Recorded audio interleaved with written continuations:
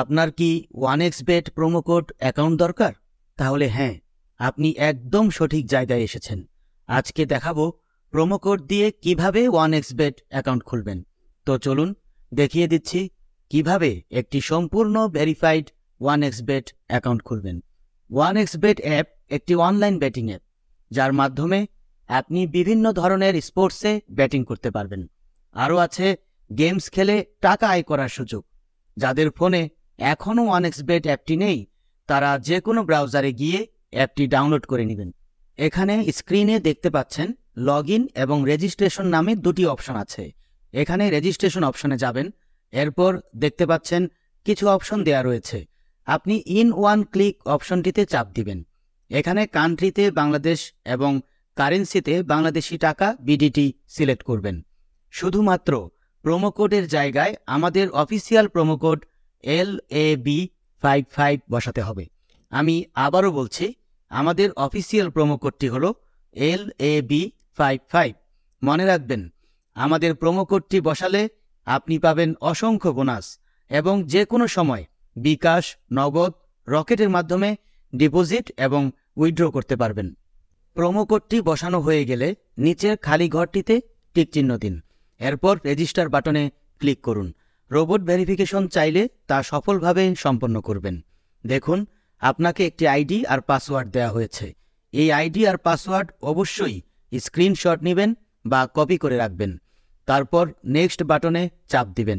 দেখুন, অ্যাকাউন্ট খোলা হয়ে গেছে। এখন অ্যাকাউন্ট ভেরিফাই করার পদ্ধতি দেখাচ্ছি। এজন্য নিচের মেনু বাটনে চাপ দিয়ে উপরে পার্সোনাল প্রোফাইলে চাপ দিন। এরপর এরকম একটি পেজ আসবে। এখন ফোন নাম্বার লিঙ্ক অপশনে চাপ দিয়ে আপনার ফোন নাম্বারটি বসাবেন। এরপর নেক্সট বাটনে ক্লিক করলে আপনার ফোন নাম্বারে একটি ওটিপি কোড যাবে এবং সেই কোডটি এখানে বসাতে হবে। এরপর নিচের কনফার্ম বাটনে ক্লিক করতে হবে। নাম্বার ভেরিফাই হয়ে গেলে ব্যাকে চলে আসবেন। এখন ইন্টার ডিটেইলস অপশনে চাপ দিবেন। এখানে সমস্ত তথ্য জাতীয় পরিচয়পত্রের সাথে মিল রেখে পূরণ করতে হবে। এখানে আপনার নামের প্রথম অংশ লিখবেন, তারপর শেষ অংশ লিখবেন। এরপর জন্মসাল, মাস এবং জন্ম তারিখ লিখবেন। প্লেস অফ বার্থ মানে জন্মস্থান লিখবেন। এরপর রিজিয়ন সিলেক্ট করে বাংলাদেশ সিলেক্ট করবেন। এরপর সিটিতে ঢাকা এবং রেসিডেন্সে আপনার জেলাটি লিখবেন।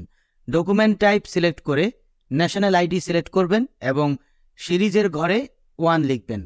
ডকুমেন্টের ঘরে আপনার এনআইডি নাম্বার লিখবেন। এরপর ডেট অফ ইস্যু এর ঘরে এনআইডি এর উল্টো পাশে দেওয়া ইস্যু ডেট বসিয়ে দেবেন। ইস্যুড বাই এর ঘরে বাংলাদেশ গভর্নমেন্ট লিখবেন। সব কিছু ঠিক থাকলে পাশে থাকা আইকনে ক্লিক করবেন। এর মাধ্যমে অ্যাকাউন্টটি ভেরিফাই হয়ে যাবে। এখন দেখব কিভাবে অ্যাকাউন্টে টাকা ডিপোজিট করা যাবে। ডিপোজিট করার জন্য ব্যাকে চলে আসুন। উপরে ডিপোজিট বাটনে দেখা যাচ্ছে, সেখানে ক্লিক করুন। আপনারা দেখতে পাবেন এখানে টাকা ডিপোজিট করার অনেকগুলো অপশন রয়েছে। তো আমি আপনাদের দেখিয়ে দিচ্ছি কিভাবে এই পেমেন্ট মেথডের মাধ্যমে ডিপোজিট করবেন। আমি একটি অপশনের উপর ক্লিক করলাম। এখন এরকম একটি পেজ দেখতে পাবেন। এখানে আপনার ইচ্ছে মতো টাকা ডিপোজিট করতে পারবেন। এখন কোন নাম্বারে টাকা পাঠাবেন সেটা ভাবছেন? উপরে দেয়া আছে নগদ ওয়ালেট নাম্বার। এখান থেকে নাম্বারটি কপি করে নেবেন। আগেই জানিয়ে রাখছি, এই নাম্বারটি প্রতিবার পরিবর্তিত হয়, তাই টাকা ডিপোজিট করার আগে নাম্বারটি কপি করে নেবেন। নাম্বার কপি করা হলে নগদ অ্যাপে চলে যাবেন এবং ক্যাশ আউটের মাধ্যমে কপি করা নাম্বারে টাকা পাঠাবেন। টাকা পাঠানো হলে এরকম একটি পেজ চলে আসবে। এখান থেকে ট্রানজ্যাকশন আইডিটি কপি করে অ্যাপে ফিরে আসবেন এবং যে নাম্বার থেকে টাকা পাঠিয়েছেন তা লিখবেন। পরবর্তী অপশনে আগেই কপি করা ট্রানজ্যাকশন আইডিটি লিখবেন। এরপর কনফার্ম বাটনে ক্লিক করবেন এবং এর মাধ্যমে আপনার অ্যাকাউন্টে ডিপোজিট সম্পন্ন হবে। কিছুক্ষণ অপেক্ষা করলে আপনার অ্যাকাউন্টে টাকা জমা হবে। তো বন্ধুরা, আজকের ভিডিওটি এখানেই শেষ করছি। ধন্যবাদ সবাইকে।